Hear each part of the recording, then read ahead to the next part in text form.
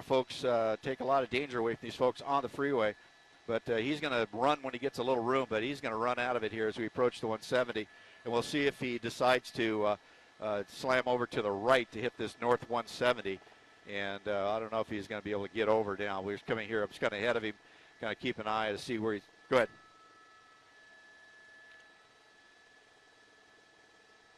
Oh, they are jammed up. They are absolutely jammed up. So that's why you see traffic slowing. If he stays out in the HOV lane, it may let him come through pretty quick. But no, looking now as I get a peek out behind me, it's going to come to a stop here, and he's going to have to do something there if he wants to keep that speed up. Hopefully he'll just do what he did before. He just kind of rolled the traffic the last time and just stayed with it. So right now we're just kind of keeping an eye on him here, watching him as he approaches that 170. I got too far ahead. And so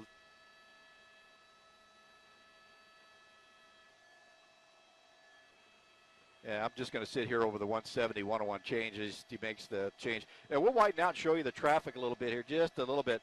You see what he's dealing with here. It's this interchange is very congested all times during the day. And we'll see what he does when he comes down. Looks like he's coming over to the right. And you can see as he's working his way to the number 3 lane. Continuing on here, let's see what he ends up with. But, yeah, he's over in the collector lane for the 170. And once he gets up here, it looks like he's going to come around. He's committed 170. And as he comes down to come around, he can, let's see what he can do here as he comes around. Looks like we're going to be committed north 170 here as he makes the roundabout here over the top. There's a lot of traffic on the ramp. But once he gets here on the 170, it's going to open up here. It's going to open up as he gets around this ramp, but he's got to force his way through all this traffic here on that transition. So, yeah, man, he was really flying it there for a while. Up to that, he'd been driving very cautiously, not really putting in by anybody in real danger. But for some reason, just as we approached Glendale, he just slammed that pedal down and took off at 100 plus, weaving through traffic, cutting around people, and almost hit that one red car. In fact, if he didn't make contact, I'd be really surprised. But here we go, northbound 170, working our way up through North Hollywood and then continuing up. Now the 170, for the folks familiar with it out here in the valley, will reconnect with the 5 here in about another 5 or 6 minutes. But he's now kind of slowed it down a bit, but he's still passing traffic using that HOV lane to get around traffic.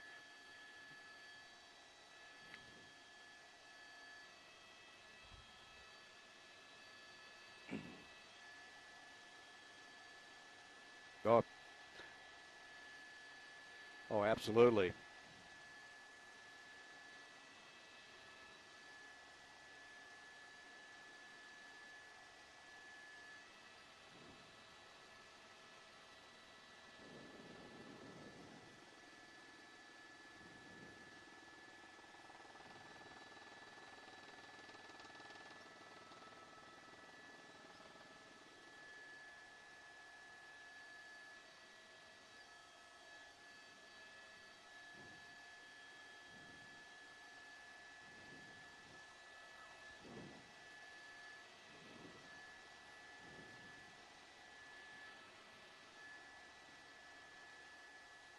Yeah, you know, for just coming from my law enforcement experience, normally they try to give it distance when he gets driving kind of crazy.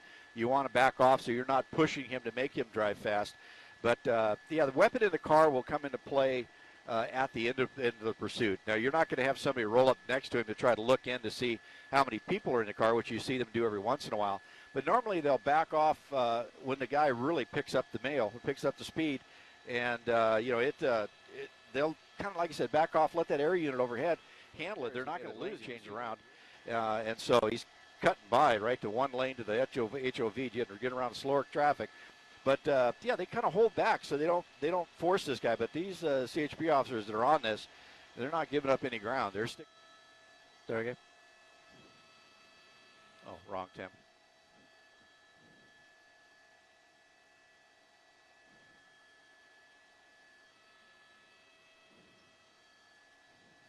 Yeah, you got to get. Yeah, you have to. There's many things. many things you have to take in consideration when you're dealing with this. Is this just a straight stolen car suspect who saw a nice car parked someplace? Maybe the owner left the keys in it, maybe left it running out front of his house. I don't know the circumstances of how it was taken or where, what was the deal about that. But or it could have been a targeted thing. Just they want the types of car, and they'll go in and they'll be able to make extra keys to get through the fob, all the different things that car thieves can do to get into this car. So that's all the stuff that goes into this. Is it a straight stolen suspect vehicle, stolen suspect, or is it some type of sophisticated theft ring, or is it somebody who was able to get in there and now is going to take this to the next level? But officers have to keep all that in mind. So right now, they're in their mind, to keep it simple, they're chasing an armed suspect in a stolen vehicle, and all the other stuff is going to be figured out after the dust settles here. But you can see the CHP officer way back there just kind of cut through traffic, letting this guy run. He's over to the number 3, over to the number 4, coming up on Brantford, northbound 5 freeway. And as we come up here, you'll get into the 118. And this traffic is flowing, but it's not ripping along. So he's going to have to do a bunch of moves to get around. You can see that CHP officer now back in front of him, or behind him, and kind of just pacing with him. But once he starts getting kind of crazy, that CHP officer more likely will start using the left side to pass to get around folks so he doesn't spook them, because you have that tendency of when you're coming up on somebody, they see your lights, all of a sudden they dart right to get out of your way at about the same time you're trying to go right. So that's why they're trained to go left as much as possible. But this guy's using every bit of the freeway to get around folks now and picking up a little more speed as we approach the 118. So we'll see if he sticks with the 118 or with the 5 or gets on this 118 as we make this approach.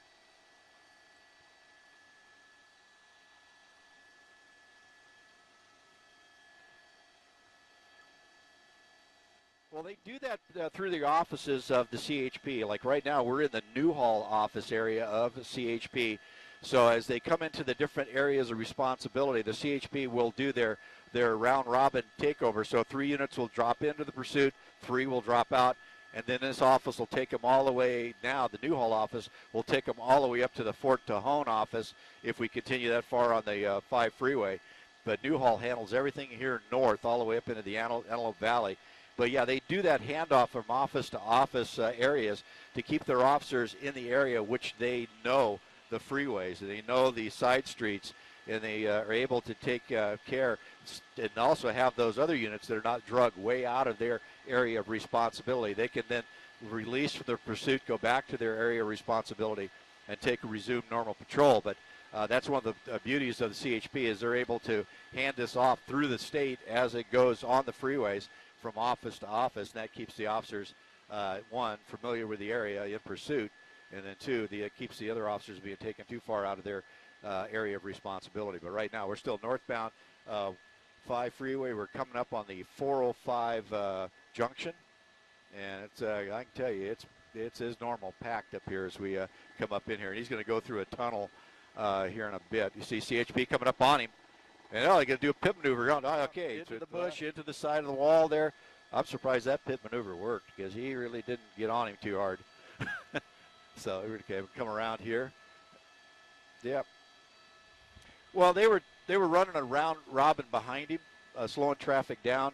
So they made the decision to get him at this point, and what it does is disable the car, hand out the door, open the door from the outside, and then he should. Once he hits that door open, step up and face away from the officers.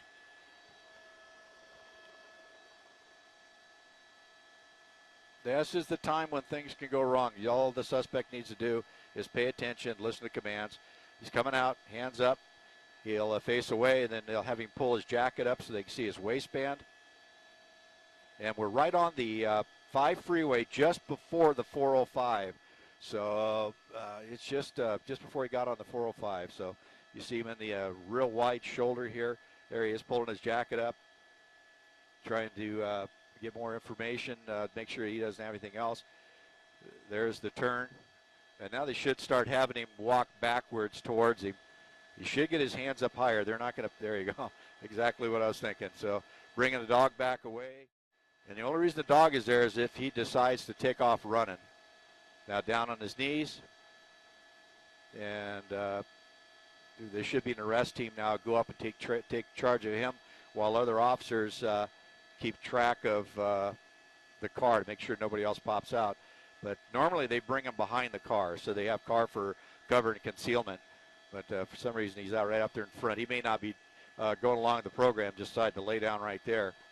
And so now officers have to make a decision whether they make him get back up and walk back, or do they go ahead and make the approach right there. So we'll see officers are moving up. They're going to get up that arrest team, which usually comprises of 3 officers. One officer is dedicated to straight search and handcuff. The other 2, one covers the suspect. The other one covers the, I see what they're going to do. They're going to bring the dog up to check the car to make sure nobody's in it while somebody watches a unsecured suspect on the ground. So it's clear.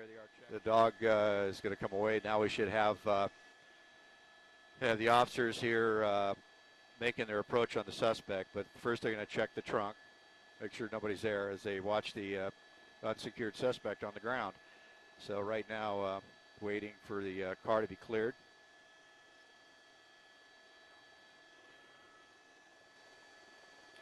In my reporter mind, I don't know. In my police mind, I have no clue.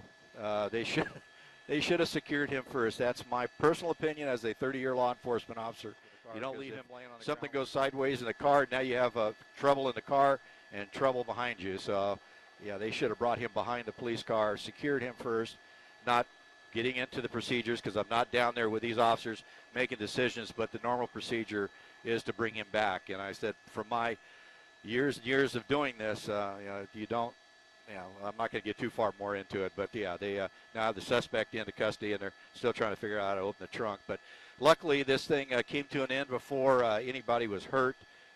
Pretty good pit maneuver as they kind of spun him around and got him into the wall, and a suspect just decided to give it up, and now is in custody here. Stolen vehicle out of, I believe it was out of Monterey Park, being chased by the sheriffs. So that's the latest here. Let me send it down to you.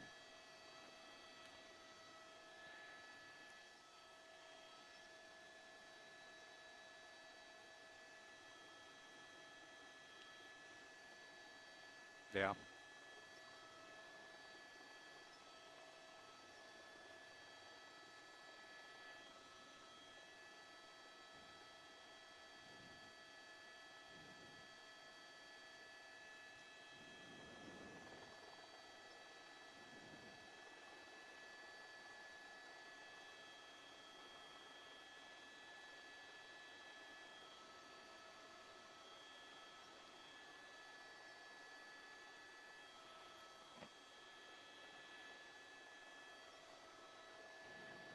All right.